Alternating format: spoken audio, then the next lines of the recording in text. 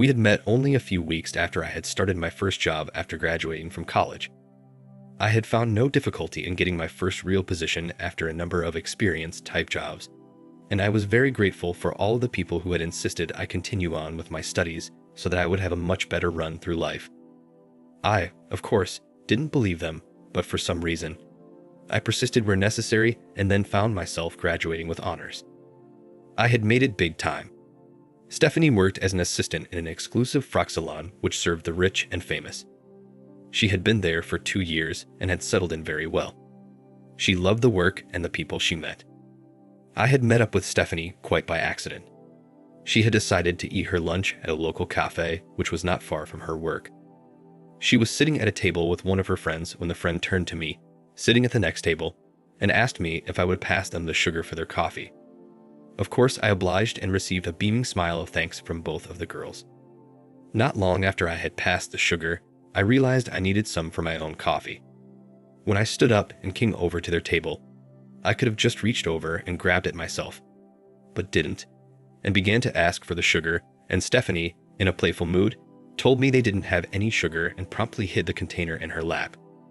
This provoked a bit of a laugh, and then Stephanie produced the sugar, apologized for their silly fun, and invited me to join them.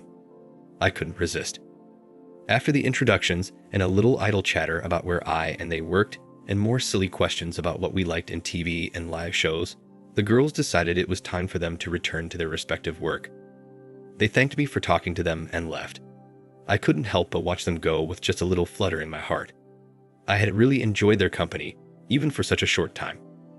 As I stood up to return to my work, I noticed a small plastic carry bag which Stephanie had been looking into while we had been talking. I realized she had left it under the table. Luckily, I remembered where she was employed, and with a few minutes left before I was due to return to my work, I was able to hurry to her shop. She was surprised to see me, to say the least. She was even more surprised when I asked her if she had left the carry bag under the table. She was quite shocked to think she had been that silly and thanked me profusely. She said she must have been distracted because she rarely did silly things like that. After returning the bag to her, I turned to go back to my work. Stephanie called me back and thanked me once again and asked me if she could buy me a drink after work to thank me. Of course I accepted, and we agreed on a local bar. All through the afternoon, I kept thinking of Stephanie and her friend. Whilst her friend had initially attracted me more, I soon realized it was Stephanie whom I was more interested in. The afternoon couldn't pass quickly enough. As soon as I could, I headed for the bar and waited to see if Stephanie would come. It wouldn't have been the first time I had been stood up if she didn't turn up. I didn't have very long to wait before this lovely girl came rushing into the bar area. She greeted me with a very friendly smile and told me she had been hurrying so she wouldn't keep me waiting. We ordered our drinks and then found a table which was away from the bar and in a nice quiet area. Our talk was very friendly and the time passed very quickly. Stephanie was particularly pleased I had found her parcel because it contained some special accessories for one of her customers, and she would have been in terrible trouble if she had lost it. It made me very happy to hear I had been of help to her. After a second and later a third round of drinks, I glanced at my watch to find the time had really slipped by and it was time to eat. I asked Stephanie if she would care to join me in a meal, and she accepted very quickly. I gathered Stephanie was a bit keen on me, and I had to admit I was very keen on her. We moved to a nearby steakhouse and enjoyed our meal. We were very friendly by the time we had finished our meal, and when I asked Stephanie where she lived, she told me she had a flat nearby. I offered to walk her home, and she accepted readily. She hastened to tell me she had a flatmate and she would be at home.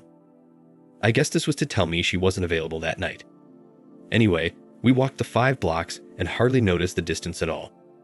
About halfway along the journey, Stephanie slipped her hand into mine, and we held hands for the rest of the way. When we reached the front of her building, she turned to me and told me what a wonderful evening it had been. She moved towards me, gave me a hug, and when I leaned over to kiss her, she didn't move back. It was only a light kiss on the lips, but I suddenly felt $1 million. We said goodnight after that, and after seeing her safely through her front door, I hailed a taxi for the short journey home to my place. I lived in a flat by myself, which was about 5 miles from Stephanie's flat. During the dinner, she had written out her telephone numbers, both work and home, and told me to ring her soon. I decided it would be a good idea to wait for a couple of days before ringing her. Firstly, to keep her waiting to show I wasn't rushing all over her. Secondly, it might just make her all the more anxious to see me again if she had a little time to think about me, assuming it would be all good. It took a lot of willpower to wait 2 more days, and then I bucked up enough courage and dialed Stephanie's work number. I reasoned she wouldn't be able to talk for very long, and I might have a better chance of her accepting another dinner invitation if she didn't have very long to think about it. As soon as she answered the phone, the level of excitement rose in her voice, and I could tell it was genuine. We very quickly arranged to meet again that evening, but a little later than before, as Stephanie wanted to go home to her flat to change, because she said it was a special occasion, and she wanted to look her best. I thought about this and decided I would catch a taxi home and also shower and clean up, as I wanted to make an impression on Stephanie. We met at the appointed restaurant. I arrived about 1 minute before Stephanie.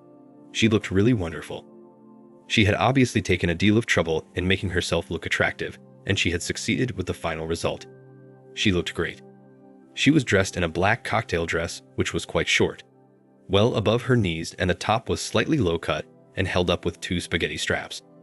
She had slightly high-heeled shoes on which made her legs look lovely, and she had been to a hairdresser and had her hair done. She looked really pretty. I wondered why she had gone to so much trouble. I must say I looked quite smart too, as I had changed into a very casual lounge suit, and this made me feel good. We made a good pair. We were escorted to our table, nice and secluded, in the dining area, and we glanced at the menus which the waiter had handed to us. We were really only skimming over the menus because we were sneaking furtive glances at one another over and around the menus, just like a couple of kids. I told her how pretty she looked, and I am sure she blushed. It was obvious she had gone to a deal of bother to look pretty for the date. We ordered, then chatted away while waiting for the meals to arrive. I discovered during the meal Stephanie had been in the city for only 1 year, having lived the rest of her 24 years in the country. She had a delightful simplicity about her, which I particularly liked. She hadn't had a real boyfriend, although lots of boys had asked her out. She said she was rather shy and didn't want to accept any invitation from any boy if she didn't really like him. She said she didn't want to go out with anyone unless she would be happy to spend her life with him. It suddenly occurred to me she had obviously accepted me as someone she would want to spend the rest of her life with. I had dated lots of girls before, but had never been very serious with them, and although I had done a bit of petting with them, nothing very sexual had eventuated. I gathered she must be a virgin, and of course, I was too. I suppose I began to wonder if it was possible for 2 people aged 25 and 26 to still be virgins in this day and age. We chatted without pause, and suddenly we realized it was time to close the restaurant. Time had really slipped by because we seemed to be so interested in each other. I figured it would be a good time to ask for another date, and almost before I had asked her, she had accepted. I realized things were starting to happen between Stephanie and myself. We were still within walking distance of her flat, and again, we agreed to walk. This time, she had my hand in hers before we had gone 5 steps, and before long, I had my arm around her waist. I began to love this beautiful girl. Tonight, she asked me to come up to her flat with her, but just to meet her flatmate. When we entered the flat, her flatmate, Dell, was sitting up watching television. It became obvious she had been waiting for Stephanie to return home. I guess this was inspection time to see if I would pass. Dell greeted me in a very friendly way, and we got along very well. Stephanie asked me if I would like a coffee, and when I accepted, she moved into the kitchen to get it ready. Dell took the opportunity to talk to me, and it was plain she cared a lot about Stephanie and wanted to make sure my intentions were honorable. I guess I had no difficulty convincing Dell, and she seemed to accept me without reservation. While Stephanie was out of hearing, Dell asked me for my work telephone number. She wanted to ring me tomorrow and talk to me about Stephanie. I thought this was a bit odd, but quietly wrote my number on a card and handed it to her. We 3 chatted on for about an hour, and soon it was almost 1 a.m. I made my apologies and told them I must return home and get my beauty sleep, otherwise I wouldn't be able to work the next day. Although they laughed at me, they agreed it was late, and Dell moved into her bedroom, and Stephanie moved over to me to give me a goodnight kiss before I left. She told me how much she had enjoyed the evening and looked forward to the next occasion. I had been smart enough to make the next date 3 days. Hence, this would give us a bit of breathing space and a chance to get a little keen about the date. After several kisses, Stephanie said goodnight, and away I went. Home to a deep dreaming sleep, dreaming about Stephanie. The next day, Dell rang me at work, She asked if I would be able to talk to her, and I explained I had my own office and wouldn't be disturbed. She immediately asked me if I was serious about Stephanie. She simply said, "Stephanie is too good a girl to be stuffed about by some idiot who doesn't really care about her. I will do everything in my power to look after Stephanie, and this includes making sure you are on the level and not out just for a quick screw." This sudden outburst startled me, as I hadn't thought Dell would talk to me that way. I soon realized Dell was deadly serious and really thought a lot of Stephanie. I told her just how much I cared about Stephanie, and I was only interested in a long-term relationship if Stephanie felt the same way about me. She told me Stephanie was head over heel in love with me. I became quite excited about this and told Dell I felt the same way. I thanked her for her concern about Stephanie and assured her I would only treat Stephanie with the greatest respect. I felt she was the one for me, but it would take the two of us to tangle. Dell accepted this and wished me well. It appeared she had known Stephanie since kindergarten, and they had looked out for each other since then. The only other thing Dell said was, she had been surprised I hadn't tried to sleep with Stephanie last night because it was so late. I simply told her I wasn't that sort of a person and was prepared to wait for the right time. She told me I had done the right thing. The next 6 dates went wonderfully, and we could both see a true love blossoming between us. It was on this last date that we really committed ourselves to one another and agreed we would be together for a long-term relationship. It would be simple to say we continued to see each other on very regular occasions, and the relationship became deeper, but we still resisted making love together, as Stephanie had told me she wanted to wait, at least for the time being. After 6 months of continually meeting and talking and doing a little bit of petting, I proposed marriage to Stephanie, and without any hesitation, she accepted. We set the marriage date for 6 months. In the next 6 months, Stephanie took me home to meet her parents and the rest of her family. She had a wonderful family, and I was really made welcome in their homes and accepted as one of the family. Stephanie was thrilled at how well I had been accepted, and this deepened our love. I also took Stephanie to meet my family, and they accepted her just as well. I guess we had ideal families, and it looked as though we were set for the wedding. The wedding wasn't a huge one, just our families and a few friends. And as soon as the ceremony was over, we moved to the reception and enjoyed a great meal with everyone. During the reception, Dell, who was Stephanie's bridesmaid, pulled me to one side and told me how excited she was at the way I had treated Stephanie. She told me she thought maybe at the beginning of the relationship I was just a go-getter and was out to just make use of Stephanie. She gave me a great hug and told me she loved me for what I was doing with Stephanie. It was obvious they were very close, and although Dell wasn't happy I was coming between them, she accepted me, and that was that. Our first night was wonderful. We found our two bodies and explored every part of each other. We made love, and, apart from the initial pain when I popped her cherry, we found it was worth waiting for. We went on a honeymoon, and although we went to a number of resorts during our travels, we didn't see much of the sights as we were too busy making love with each other. This was real love. On our return from the honeymoon, we moved into my flat on a temporary basis until we found another more neutral place to stay. We wanted a place of our own, not one which one of us was familiar with. After a couple of weeks of hunting, we found a delightful place to live and began to settle down to married life. Sex was wonderful. We were both quite inexperienced to begin with, and we even bought a manual so we would be able to learn more about love and sex. This worked very well. We were still very good friends with Dell, and although she missed Stephanie a great deal, she always kept that to herself. Our home wasn't very far from Dell's flat, and we saw a deal of her. It wasn't a great surprise when one day, Dell told us she had found herself a man and she was in love. We were very happy for Dell. Our first 2 years went wonderfully well. Stephanie and I still worked at the same places and everything was going along smoothly.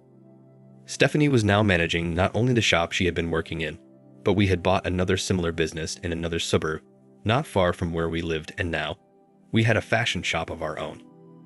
The purchase had been with the blessing of the owner of the store where Stephanie had worked, and she even helped us select the store we wanted. Stephanie was working at 2 jobs, but doing them very well. She had a young and very talented girl working in our shop, and she was doing a very good job.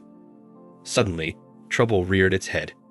Stephanie and I were lying in bed, and after making love, Stephanie leaned up on one elbow, looked me right in the eyes, and said, "Darling, I would like to make love to another man." I couldn't have been more stunned if she had hit me with a hammer. What on earth had made Stephanie say that? When I attempted questioning her about why she would want to make love to another man, she simply told me the girl who was managing our store had been talking to her and had been telling her how wonderful it was to make love to different men. Colleen had told Stephanie she didn't know what she was missing out on, and she should at least try it with at least one other person because she would soon know what was missing. I couldn't believe what Stephanie was saying. Why was she taking any notice of Colleen? What could she possibly think would be different? Now I had to quickly think how I could stop this silly talk. Over the next month, Stephanie kept on and on about wanting to make love to another man. Nothing I could say to her seemed to have much effect on her. I decided to visit Colleen at the shop in the hope I would be able to change her mind and get her to convince Stephanie it wasn't a good idea. When I met Colleen, she was quite angry with me for questioning what she had been telling Stephanie. She told me, in no uncertain way, how much she enjoyed sleeping with different men and how each one was different from the other. She didn't want Stephanie to leave me just to try ducking another man to see the difference. I couldn't understand her logic and told her so, but it didn't do much good. We parted on even terms, but she could see I was furious with her and wanted her to stop talking to Stephanie about this nonsense. It didn't do any good. Stephanie kept on at me asking me if I was so insecure about her that I would think she might not return to me. Although I told her this was not the case, I couldn't convince her about the perils of adultery and what else could go wrong. I told her about disease and other problems, but it did very little to convince her. She still wanted to try another man. Colleen had done a good job of changing her thinking and nothing I tried seemed to work. I rang Dell and explained to her what was going on. She was shocked and hardly believed me. She told me she would meet with Stephanie as soon as possible and change her mind. Dell told me Stephanie was an idiot to be thinking like she was. I had an anxious time waiting for Stephanie to return from talking with Dell. When she came in, she was quite flushed and told me she had had a fight with Dell and then had ended up exchanging very unpleasant words. She told me I was a low creature for telling Dell what she wanted to do, and now everyone would know what she wanted to do. I couldn't understand her logic. If she didn't want anyone to know what she was doing, why on earth was she doing it anyway? I think the heated words with Dell had made her all the stronger in her resolve, and she told me she was making preparations to go ahead and try another man. And that was that. It was now final. I had failed. 2 more weeks went by, and I was anxiously watching Stephanie to see if there were any signs she was planning to go ahead with her idea. We were still making love almost every night and sometimes during the day on weekends, but this still didn't seem as if it would change her mind. I loved Stephanie just as much as I had before we married, but I wasn't sure how I would handle it if she actually slept with another man. Maybe this would be the end of us. I hoped not, but I couldn't get my head around the thought of her with another man. The dreaded conversation began on a Thursday evening after she had come home from her work. She began to prepare our evening meal when she suddenly stopped and simply said, "I have invited a man to come here to our house tomorrow evening, so he can fuck me. I am giving you notice so you can either choose to watch or you can go out, and I can tell you about it after. I have made up my mind, and nothing you can say will change my mind." I was shattered. I had thought if she was going to go ahead with the silly idea, she would at least go to a motel or something like that, rather than have someone come to our own home. How could she do this? Incredibly, she continued preparing our meal, and we ate it together in silence, although she did chatter quite a bit about everything except the next night. I couldn't find anything to say. I just remained quiet and didn't enjoy my meal at all. After we had cleared everything away and settled down to watch television for a while, she sat next to me on the couch, placed her head on my shoulder, told me she loved me, and hoped I would be able to understand what she was doing and accept it. What a chance. She waited until the program was finished and then took me by the hand and pulled me to the bedroom where we undressed ready for bed. After we had visited that bathroom and were ready to jump into bed, Stephanie moved over to me, told me she loved me, and wanted me to make love to her now. I asked her how she expected me to feel, seeing she was going ahead with her plan to sleep with another man on the next night. She told me it was a learning experience for her and she loved me. Again, I asked her to reconsider her thinking, but she told me she was going ahead with her plan no matter what I thought about it. That was that. I couldn't sleep at all. I spent the night tossing and turning, wondering just what would happen next night. In the morning, I again asked Stephanie to reconsider, but again she refused. She told me she had arranged to leave the shop early and would come home and prepare herself for the man. She asked me if I wanted to watch her with the man or go out. I had tried to think about this all night and couldn't make up my mind. I didn't want to leave her with some man I didn't know, but could I watch her with another man? I still wasn't sure. I asked her what she thought, and she said, "Of course, I would want you to watch me duck another man. I would much rather you be there and see me than to not know what was going on. After all, I love you and want you forever." I guess the die was cast. I would be watching my darling wife with another man. For the first time, I asked her who the man would be. She simply said, "His name is Will, and I made contact with him through Colleen. She says he has been her best lover, but now she has found many other men who were just as good." I tried to work during the day, but my constant thoughts were of Stephanie and how I could possibly stop her from this foolishness. Early in the afternoon, I rang the showroom, but was told she had left earlier. This means she must be at home already making preparations for tonight. I couldn't concentrate, and so I told the staff I was taking an early break and would see them next week. I headed for home immediately. When I opened the front door of our place, I couldn't see Stephanie and wondered if she was really at home. When I wandered towards the bathroom, Stephanie opened the door and, having just stepped out of the shower, was standing in front of me. She asked me how she looked. I have always felt strongly that Stephanie has the most beautiful body, and so I told her so. Stephanie is tall and beautifully proportioned for her height. It is obvious I am totally in love with my Stephanie, but now I am having great doubts about what I will think tomorrow. I again pleaded with Stephanie not to go ahead with this stupid idea, but no matter what I said, she simply told me she was going ahead with it no matter what. What a change, Stephanie. I just cannot understand why this change has been so dramatic. I again pleaded with Stephanie to forget the whole idea, but she said her mind was made up. She was dressed in a nice black mini dress, which resembled the very first dress she had worn when on our first date. I asked Stephanie if she realized I would probably leave her if she went ahead with her silly idea, but she said she didn't think I would be that silly. Well, I would show her. At precisely 7 p.m., the doorbell rang, and it was easy to see Stephanie was becoming very excited, and I could see a slight twitch in her face as she turned to look at me. She opened the door, and in stepped a 6-foot man, handsome and well-presented, but a big man just the same. They nervously introduced each other and shook hands. I thought that was an absolute irony to think they would introduce themselves by shaking hands, and then go ahead and duck each other. Stephanie tried to introduce Will to me, and out of politeness only, I nodded to him, but then told him in no uncertain manner that I thought what he was doing was totally wrong, and he should leave immediately. I left the bedroom and moved to the junk room where we kept anything of value, but not wanted at the moment. I retrieved 2 suitcases from the mess and returned to the bedroom. Placing the suitcases on the floor alongside the bed, I began pulling my clothes, underwear, socks, shirts, etc. from the wardrobes and placing them in the suitcases. Fortunately for me, we didn't have a great deal of material things, and so I was able to gather all of my stuff quickly. This included a few books, CDs, and things like that, and I quickly shoved them into the remaining case space. When I had packed, I simply said to Stephanie, "Well, I never thought it would ever come to this, but you have disgraced me in our marriage. I hope, for your sake, you will be at peace with what you have done. Our marriage is now over. I will see my lawyer and apply for a divorce. You can do what you like from now on. If you want to stay in the house, you can pay the rent. It is now over for me." For the first time, I actually saw concern on Stephanie's face, and she said, "Darling, this is only an experiment. There is nothing between Will and me. Surely you can't begrudge me that." As I picked up the 2 suitcases, I said to Stephanie, "From the first time I met you, right up until yesterday, I have loved you like no one else could ever do, but you have betrayed me in a manner which I cannot understand. We are now finished, and that is that. I don't ever want to see you again."